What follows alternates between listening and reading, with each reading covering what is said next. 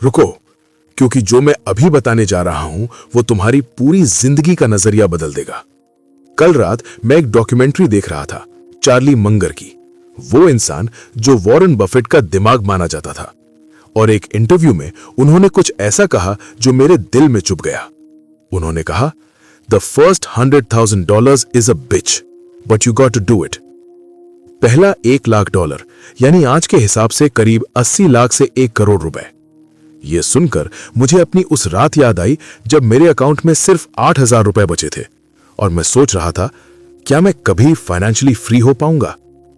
उस रात मुझे समझ आया कि पहला 1 करोड़ सिर्फ एक नंबर नहीं है, यह एक साइकोलॉजिकल बैरियर है, एक टेस्ट है तुम्हारी सोच का, तुम्हारे धैर्य का, तुम्हारी डिसिप्लिन का।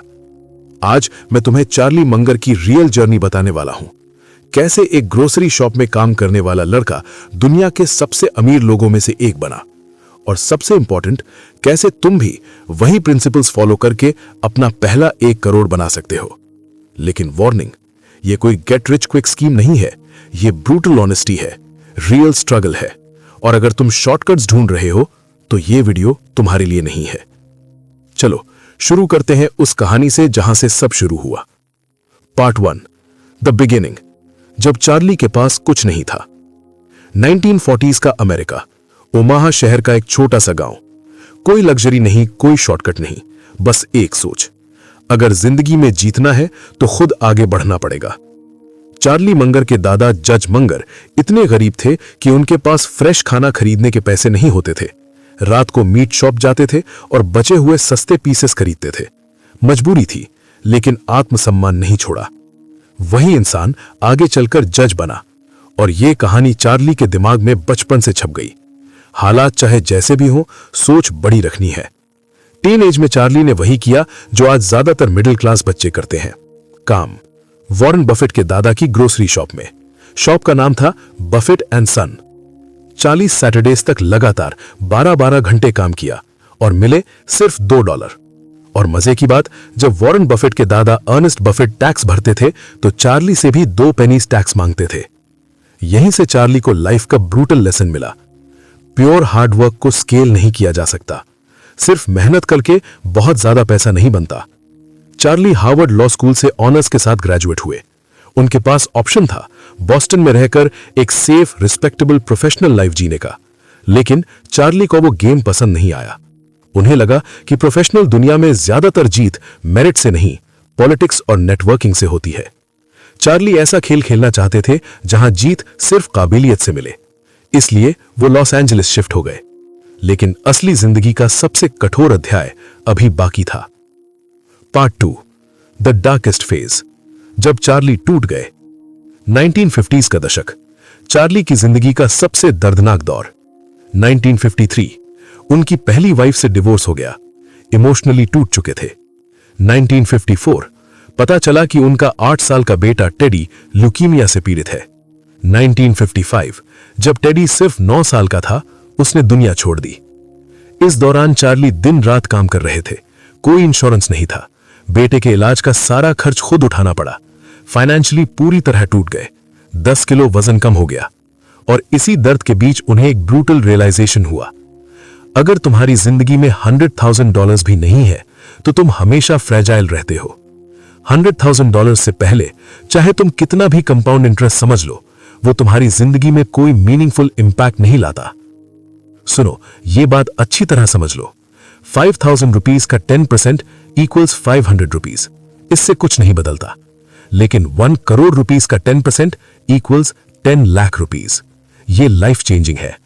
यही रीजन है कि चार्ली बार बार कहते थे, नंबर्स छोटे हो तो कंपाउंडिंग थ्योरी किताबों में अच्छी लगती है, जिंदगी में नहीं। अपने बेटे की डेथ के बाद ज्यादातर लोग सेफ प्ले करते हैं, लेकिन चार्ली ने उल्टा किया। First business venture, transformer engineers. Charlie ने एक बड़ा लोन लिया और अपने दोस्त के साथ मिलकर एक छोटी सी कंपनी खरीदी, ट्रांसफॉर्मर इंजीनियर्स। उस वक्त कोरियन वॉर चल रही थी, हर तरफ फैक्ट्रीज लग रही थीं और हर फैक्ट्री को ट्रांसफॉर्मर्स चाहिए थे। डिमांड इतनी ज्यादा थी कि लगता था पैसा लिटरली जमीन से उठाया जा सकता है। शुरुआत में सब परफेक्ट लग रहा था, ऑर्डर्स आ रहे थे, रेवेन्यू बढ़ रहा था। लेकिन फिर वॉर खत्म हुई, फैक्ट्रीज की ग्रोथ धीमी हो गई। अचानक हर कोई ट्रांसफॉर्मर बिजनेस में कूद पड़ा। कंपटीशन बढ़ा, कंपनीज एक दूसरे से प्राइस कट करने लगी। कुछ ही समय में पूरी इंडस्ट्री में कोई भी पैसे नहीं कमा रहा था। चार्ली ने अपनी तरफ से सब कुछ ट्राई किया, पर्सनल एक्सपेंसेस काट दिए, ऑलमोस्ट मिनिमम लाइफ जीने लगे, लेकिन कंपनी डूब गई। यह फेलियर सिर्फ पैसों का नुकसान नहीं था, यह उस इंसान के लिए और भी भारी था जो पहले ही इमोशनल पेन से गुजर चुका था। लेकिन यहीं चार्ली बाकी लोगों से अलग निकले। Lessons from failure. Lesson 1, leverage लेना गलत नहीं है। जीरो से स्टार्ट करने वाला इंसान अगर लेवरेज नहीं लेगा तो बहुत धीरे बढ़ेगा। लेसन 2, हर लेवरेज अच्छा नहीं होता। लेवरेज ऐसा होना चाहिए जहां अपसाइड बहुत बड़ा हो और डाउनसाइड लिमिटेड हो। यही सोच बाद में चार्ली की इन्वेस्टिंग फिलॉसफी की बैकबोन बनी। फर्स्ट बिजनेस फेल होने के बाद ज्यादातर लोग लेवरेज शब्द से ही डर जाते हैं, लेकिन चार्ली ऐसे इंसान नहीं थे। 1960 में उन्होंने दोबारा लेवरेज का इस्तेमाल किया, इस बार रियल एस्टेट में। इंटरेस्टिंग बात यह है कि चार्ली को रियल एस्टेट बिजनेस के बारे में प्रैक्टिकली कुछ भी नहीं पता था।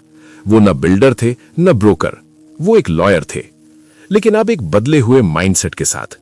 इस बार वो ब्लाइंड ऑप्टिमिज्म से नहीं बल्कि अपसाइड डाउनसाइड एनालिसिस से चल रहे थे। The duplex deal. चार्ली को एक ड्यूप्लेक्स प्रॉपर्टी मिली, प्राइम लोकेशन। अगर उन्हें इस पर लोन मिल जाए तो वो इसे अच्छे दाम पर बेच सकते थे।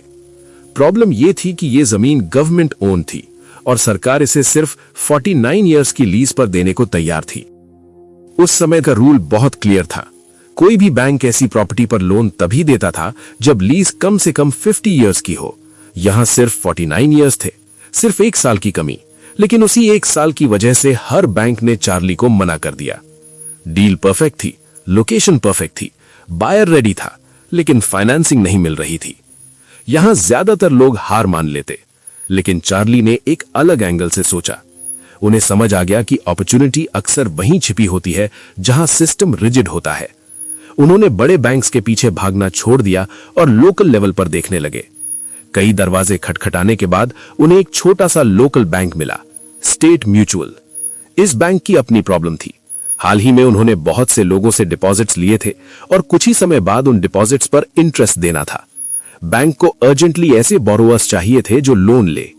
चार्ली ने इस बैंक के सामने प्रॉपर्टी के सारे डॉक्यूमेंट्स रखे, रिस्क एक्सप्लेन किया, अपसाइड समझाया, और बैंक ने वो डिसीजन लिया जो बाकी बैंक्स नहीं ले पा रहे थे।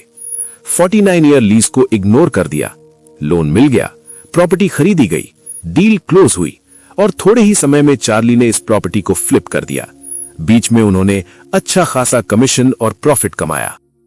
2-3 सक्सेसफुल डील्स के बाद ज्यादातर लोग लालच में और गहराई तक कूद जाते हैं, लेकिन चार्ली ने उल्टा किया। उन्होंने 2 और डील्स की और उसके बाद रियल एस्टेट बिजनेस वहीं बंद कर दिया। क्यों? क्योंकि उनका गोल बिजनेस एम्पायर बनाना नहीं था, उनका गोल था फाइनेंशियल फ्रीडम। इन कुल 5 प्रोजेक्ट्स में चार्ली ने लगभग $1.4 मिलियन कमाए। आज के पैसों में देखें तो यह रकम करीब 12 करोड़ रुपए के आसपास बैठती है। और जिस पल यह पैसा उनके हाथ में आया, चार्ली को एक बात क्रिस्टल क्लियर हो गई, अब मैं फाइनेंशियली फ्री हूं। अब जिंदगी सर्वाइवल मोड में नहीं थी, अब डिसीजंस डर से नहीं लिए जाने थे, अब मैं अपनी शर्तों पर जी सकता था। चार्ली का एक बहुत पावरफुल कॉन्सेप्ट था, अब मेरा हर एक डॉलर मेरा एम्प्लॉय है।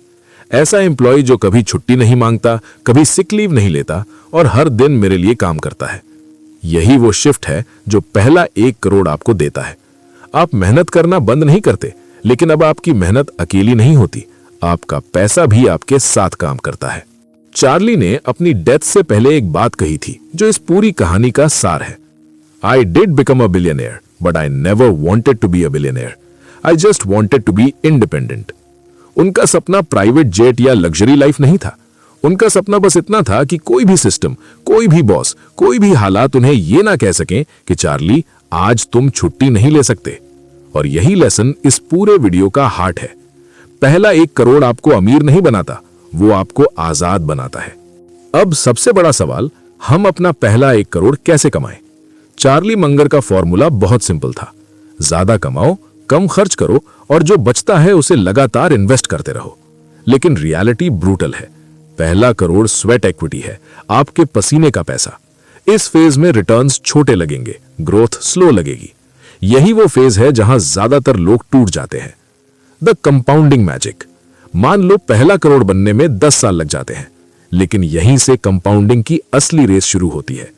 पहला करोड़ 10 साल, दूसरा करोड़ 6 साल, तीसरा करोड़ 3.5 साल, चौथा करोड़ 2.5 साल, पांचवा करोड़ 2 साल, छठा करोड़ 1.5 साल।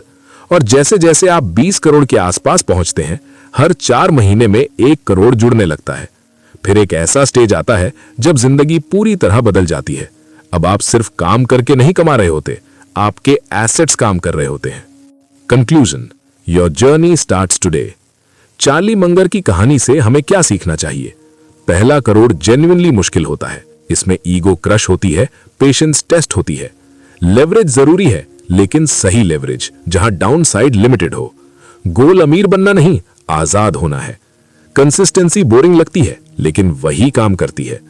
अगर आप आज 0 से स्टार्ट कर रहे हैं, तो आपका पहला गोल फरारी या मैंशन नहीं होना चाहिए।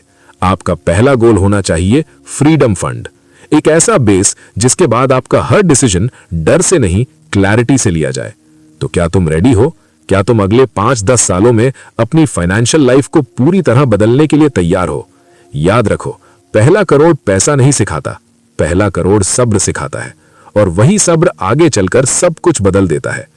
आज से शुरू करो, अभी से शुरू करो, क्योंकि जितना टाइम वेस्ट करोगे, उतना कंपाउंड इंटरेस्ट का फायदा खोओगे।